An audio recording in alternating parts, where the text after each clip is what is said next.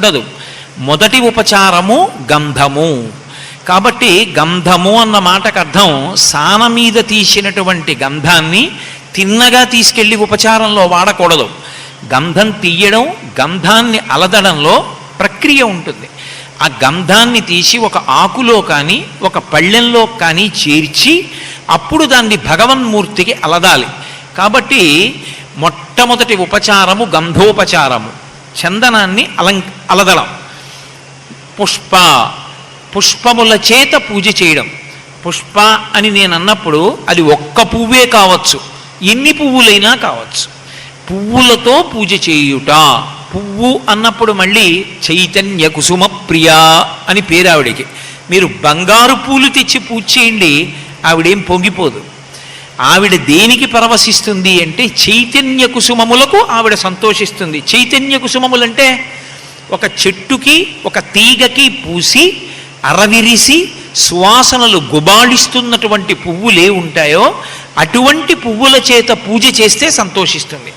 కాబట్టి రెండవ పూజ పుష్పముల చేత చేస్తాం. ఆ పుష్పములతో పూజ చేయమన్నారు కదా అని ఎలా పడితే అలా పుష్పములతో పూజ చేయడానికి వీల్లేదు. పుష్పంతో పూజ చేసేటప్పుడు అది వాడిపోయినది కాకూడదు, భూమి మీద పడిపోయింది కాకూడదు. ఎందుచేత భూమి శర్వుడు అన్న పేరుతో శివస్వరూపమై ఉంటుంది. ఒకసారి చెట్టు నుంచి పువ్వు భూమి మీద పడిపోయింది అనుకోండి, అలా పడిపోయింది అంటే అది శివలింగానికి పూజ అయిపోయింది కాబట్టి ఇక నిర్మాల్యంతో మళ్ళీ పూజ చేయకూడదు. అందుకే క్షితిరూపాయ శర్వనామాత్మనే శివాయ నమః. ఆ పరమేశ్వరుడు భూమి రూపంలో శర్వుడు అని పిలిపించుకుని పూజింపబడతాడు. అటువంటి భూమి మీద పువ్వు పడిపోయింది అంటే అది భగవదార్చనలో ఉపయుక్తమైపోయింది. కాబట్టి ఇక మళ్ళీ తీసి దాన్ని పూజ చేయకూడదు. అదేదో వృధా అయిపోయిందన్న భావన కూడా పొందకూడదు. ఆ పువ్వు కింద పడిందనుకోండి, పరమేశ్వరుడు యొక్క శివలింగం మీద పడిన దానితో సమానం. కాబట్టి తీసి కళ్ళకద్దుకుని పక్కన పెట్టేయడమే. అంతేగాని అయ్యో కింద పడిపోయిందండి పువ్వు అని ఏడవకూడదు. అది శివలింగం మీదే పడింది. నువ్వు ఏ పూజ చేస్తున్నావో ఆ పూజే జరిగింది. చెట్లు కూడా పూజ చేస్తాయి, అవి కూడా కొన్ని పూలు విడిచిపెడతాయి, విడిచిపెట్టినవి నేల మీద పడతాయి. అప్పుడు అవి భూమి మీద పడ్డాయంటే పూజ పూర్తయింది. అప్పుడు మళ్ళీ నువ్వు ఆ పువ్వు ఏరి తెచ్చి మెళ్ళో వేయకూడదు. కాబట్టి నిర్మాల్యము చేత పూజ చేసినటువంటి దోషం వస్తుంది కనుక ఎలా పడితే అలా పూజ చేయకూడదు. పూజ చేసేటప్పుడు చేతితో పువ్వుని పట్టుకుని ఇలా వెయ్యకూడదు. ఇలా వేస్తే భిక్ష, ఇలా విడిచిపెడితే బొటన వేలిమించి పితృదేవతలకి తర్పణ విడిచిపెట్టినట్టు. ఇలా గుండెలకి చూపించి పువ్వు పడితే పూజ చేసినట్టు. ఓం శివాయ నమః. ఓం అకారముకారమకారముల చేత భగవంతునకు జీవునకు ఉన్న సంబంధమును చెప్పి, అందుకే పూజ చేసేటప్పుడు కానీ భగవన్మూర్తి దగ్గర పువ్వు వేసేటప్పుడు కానీ పురుషుడికి లాల్చీ కానీ బనీన్ కానీ ఉండకూడదు. ఒక్క ఉత్తరీయం మాత్రమే ఉండాలి. ఇక్కడ పర్వాలేదండి పువ్వులు వేసేయించండి అలాంటి అఘాయిత్యం మాటలు చెప్పకూడదు. వేదం ప్రమాణం, దానికి వ్యతిరేకంగా చెప్పే అధికారం నీకు లేదు. అలా నువ్వు చెప్తే నువ్వు తప్పు చెప్తున్నావని గుర్తు, దోషం చేయిస్తున్నావని గుర్తు. పువ్వులు వెయ్యాలి అంటే నువ్వు చొక్కా బనీను విప్పవలసిందే, విప్పి వెయ్యాలి పురుషుడైతే. ఎందుకని? పురుషుడి యొక్క గుండె పరమాత్మకి కనపడాలి. అందుకు ఉత్తరీయం వేసుకుంటారు.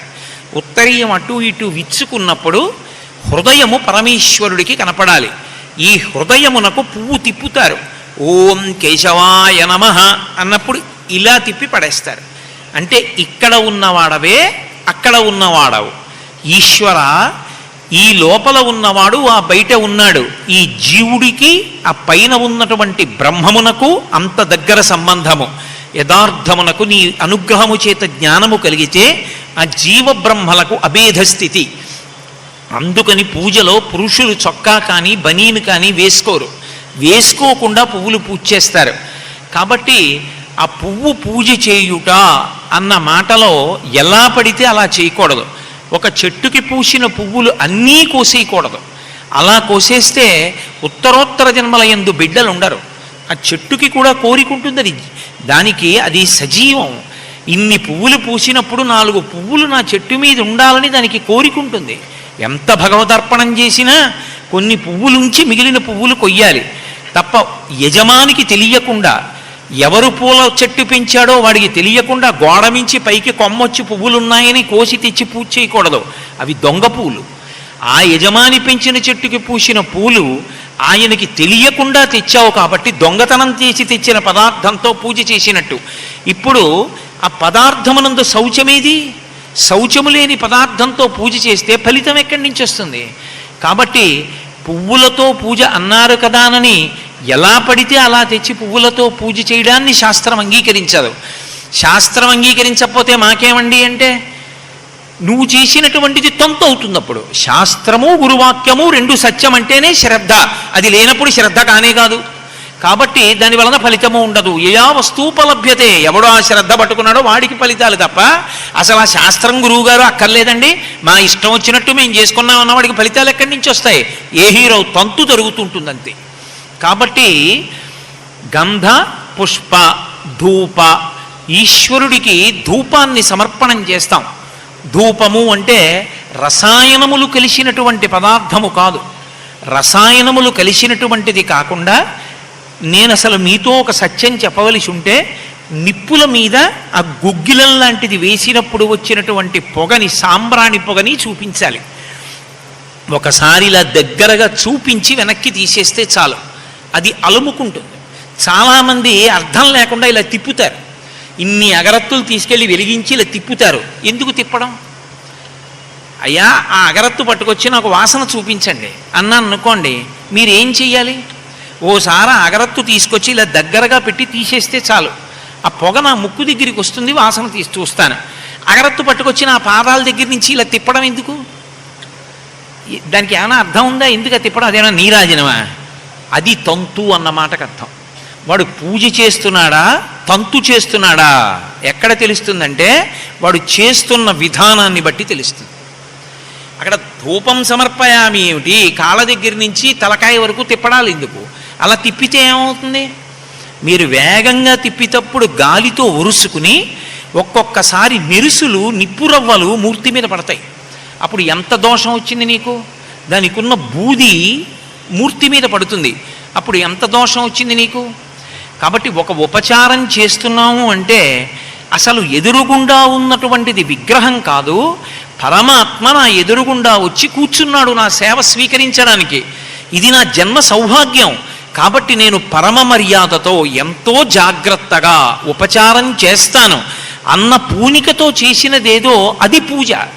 కాబట్టి గంధ పుష్ప ధూప దీపం, ఈశ్వరుడికి దీపాన్ని పెడతారు.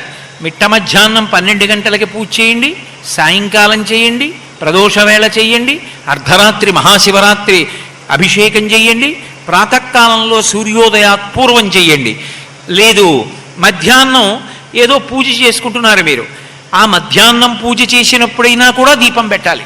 అసలు ఆ దీపం పెట్టడం అనేటటువంటి దాని వెనక ఉండేటటువంటి తాత్పర్యం తెలుసుకుని దీపం పెట్టాలి.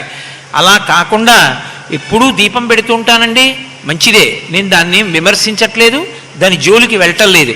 కానీ ఎన్నాళ్ళు తంతుగా చేస్తావు?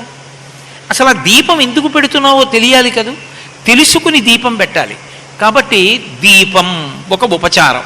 గంధ పుష్ప ధూప దీప నైవేద్యం. నైవేద్యం అంటే ఈశ్వర మీరు ఈ పదార్థాన్ని తినండి అని ఆయన దగ్గర ఉంచుట, ఆ ప్రక్రియకు నైవేద్యం అని పేరు. ఇప్పుడు ఇందులో ఈ 5 ఉపచారాలు ప్రతి ఇంట్లోనూ జరగాలి. ఈ 5 ఉపచారాలు జరగలేదనుకోండి, జరగకపోతే ఆ ఇంటిని పరమేశ్వరుడి దృష్టిలో ఏమని పిలుస్తారంటే కృతఘ్నుడి యొక్క గృహము అని పిలుస్తారు. కృతఘ్నుడైతే ఏమవుతుంది అంటే, ఎంతటి పాపానికైనా ప్రాయశ్చిత్తం ఉంది కానీ లోకంలో కృతఘ్నునకు ప్రాయశ్చిత్తం లేదు. శ్రీరామాయణం కిష్కింధకాండలో మాట్లాడుతూ లక్ష్మణస్వామి అంటాడు, బ్రహ్మగ్నేచ సురాపేచ చోరే భగ్నవ్రతే తథా నిష్కృతిర్విహితాసిద్భి కృతఘ్నో నాస్తి నిష్కృతి అంటాడు. అంటే బ్రహ్మగ్నేచ తెలిసో తెలియకో బ్రాహ్మణ హత్య చేసిన వాడికి, సురాపేచ కళ్ళు తాగిన వాడికి, బ్రహ్మగ్నేచ సురాపేచ చోరే దొంగతనం చేసిన వాడికి, భగ్నవ్రతే నేను ఈ వ్రతం చేస్తాను అని చెప్పి నీళ్లు ముట్టుకుని ప్రతిజ్ఞ చేసి వ్రతం చేయడం మానేసిన వాడికి భగ్న వ్రతే తథా నిష్కృతిర్విహితా సిద్భి, అటువంటి వాళ్ళకి కూడా ప్రాయశ్చిత్తం ఉందేమో, కానీ కృతఘ్నో నాస్తి నిష్కృతి, కృతఘ్నునకు మాత్రం నిష్కృతి లేదు. వాడి చేసినటువంటి పాపాన్ని పోగొట్టుకోగలిగినటువంటి సాధనము లోకమునందు లేదు.